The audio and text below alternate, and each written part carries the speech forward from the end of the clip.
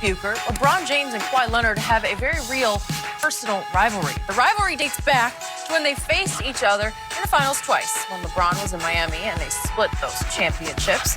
And according to one anonymous executive, there is, quote, mutual respect, but there's an appropriate level of fear as well between LeBron and Kawhi. So, Shannon, is the LeBron-Kawhi rivalry real or a media creation? It's a media creation. This is not a rivalry. Bird Magic was a rivalry because they played each other in the 79 final, Skip. They came out, and what made this so, they went to the two most rival franchises in the NBA, Skip. And what happened? In order for you to reach your ultimate destination, what'd you have to do? Come through me. Wilt Russell was a rivalry. Even though they were in the same conference, Skip, in order for you to go play for the finals, you got to beat me. And then Wilt went to the Lakers. In order for you to get to your final destination again, guess what? Russell said, you got to beat me, Wilt. This is not a rivalry. There was no rivalry in 2014, Skip. This was still the big three. This was Tim Duncan, Manu, and Tony Parker. Kawhi Leonard was an afterthought. He wasn't an afterthought. Skip, he was Skip. No, there was not a, they did not mention a big four. They said the big three, and Kawhi was not a part of the big three. So this notion that there was a rivalry, and it goes back to 2014. He was already being considered one of the best two-way players in basketball, maybe at the top, offense, defense. Skip, this is the, listen, if you want to say a rivalry, if you want to say KD, okay, closer in age. They've already faced each other in the finals. Many thought, I won a regular season MVP. KD won 1. LeBron has 4. Okay, we go back and forth. We've met in the NBA finals on multiple occasions. But this notion now, all of a sudden, LeBron is about to be 35, Kawhi is 28. Now we got a rivalry. Really? This is not a rivalry. They created this. I can see Peyton Brady was a rivalry. A lot of people don't know, Skip. You know this. Indy and New England used to be in the same division, the AFC East. Then they went to the Colts went to the AFC South. New England stayed in the East. But still, in order for you to go to the Super Bowl, Peyton, you got to come through me. Okay, Tom, in order for you to go to the Super Bowl, you got to come through me. That's a rivalry. And then they went, even when Peyton went to the Broncos, he kept Tom from getting to the Super Bowl twice. Or Tom would have even more appearances in the Super Bowl. That's a rivalry. But this notion, now this is the first year they're in the same conference. So after 2014, where was Kawhi? Did the rivalry die? Because LeBron kept going to finals. So where was the rivalry then? 2015, 16, 17. Did it not exist then, Jimmy? Well, I'm looking for a rivalry. So now it's a rivalry. They're in the same building. Okay, if you want to say, okay, they're trying to say, well, who's the king of staples? Okay, I get all that. But this is not a rivalry. Kawhi was not the guy in 2014. Now, if you want to say LeBron and Tim Duncan, okay, but it's kind of hard to be a rival, Skip, when you're a small versus a big. Tim Duncan, Shaq, Tim Duncan, Kevin Garnett, somebody in the Eastern Conference, okay. But this is not a rivalry. The media created this. They want LeBron to have a rivalry. But this isn't a rivalry. The media does not want LeBron to have a rival. They want LeBron to be unchallenged and unquestioned. And this is as real as it gets because Kawhi started the rivalry, and it's clear he intends to finish the rivalry this year while sharing the basement of Staples Center as LeBron, the king, sits up on the throne. He's about to get dethroned by this guy, and he had a master plan in place all along. He quit on my team. He quit on my Spurs. He was advised by his Uncle Dennis, and we're going to talk about Uncle Dennis's role in all this in a few minutes here on this show. But you know and I know that Kawhi, with some help from his uncle, led the Lakers to believe he was going to sign with the Lakers. And he would have. It was widely reported. And he would have. Nope, you're off on that. No. It was widely reported that Kawhi was leaning to signing with the Lakers.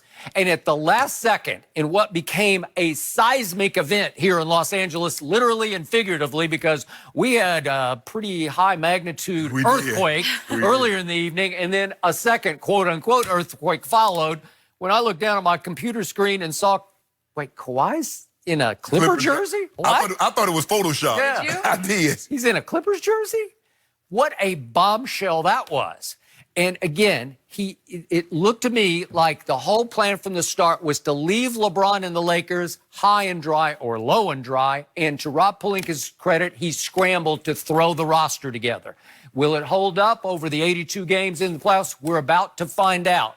But the point was, Kawhi said, no, I don't want to play with him. I want to beat him. And there's a good quote in Rick Bucher's article on the Bleacher Report saying that one of the players is saying, hey, there's no way Kawhi was going to sign with him. He wanted to beat him. So why entertain it?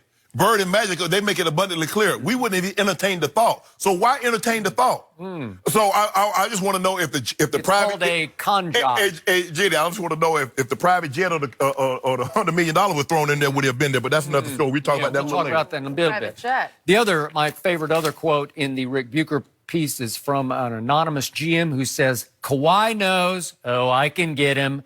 And LeBron knows he knows. I'm going to read that one more time. Please do. Kawhi knows, oh, I can get him. And LeBron knows he knows. Boom. Period. End of story. Really? And what happened on opening night? What happened during the game? Not only did Kawhi drop the mic, not only did he drop the gloves, he dropped a bomb of a commercial right in the middle of opening night, Clippers versus Lakers at Staples. If we could please see this commercial. Look at this. This is... wait, that was a crown dangling from his keychain. Look at that, would you?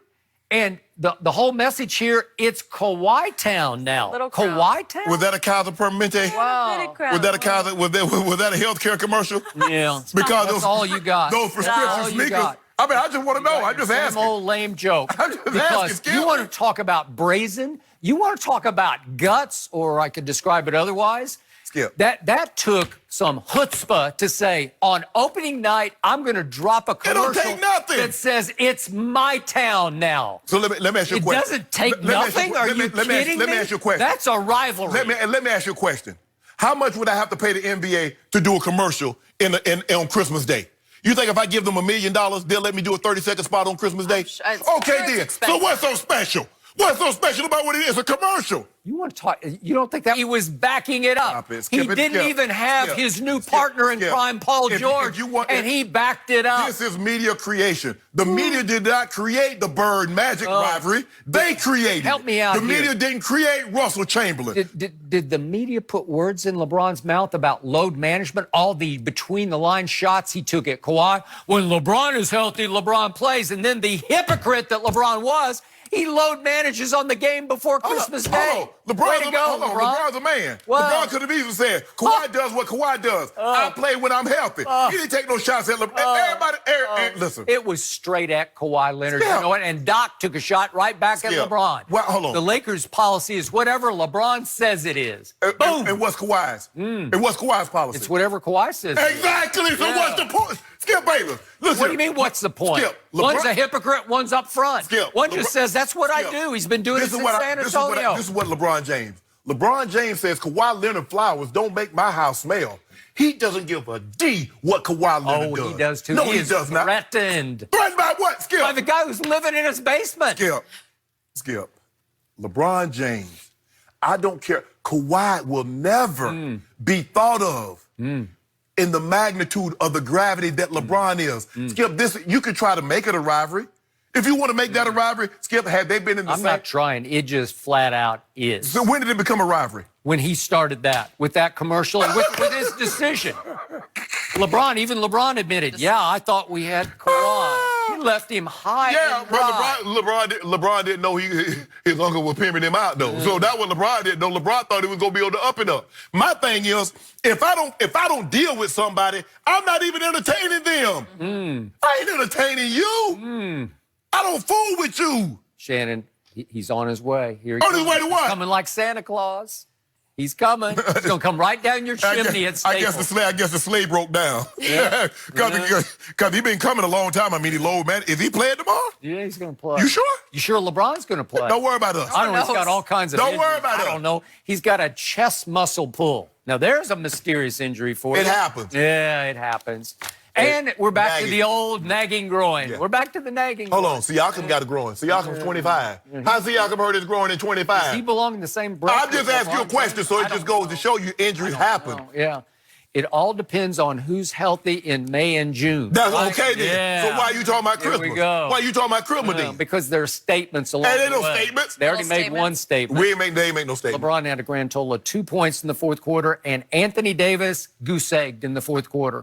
What statement? You better hold on. You better come to play. Well, when they have goose eggs and 2 points in May and June, then talk to me. Until then, I don't care nothing about I don't care. Like you tell me, I don't care anything about October. I don't care about November. I don't care about Thanksgiving or December. I don't care about any of that. But talk about this a rivalry. You want June? I talk about this a rivalry. Skip, this is not a rivalry. The hammer and the nail can never have a rivalry. We already know whether it's a tack nail and a spike hammer or whether it's a spike, it's a tack nail and a spike hammer. It doesn't matter, Skip. Wait, the hammer hit the nail on opening night and broke right in half. When the last time you ever I seen- don't know. When You you ever ever- seen a hammer break in half?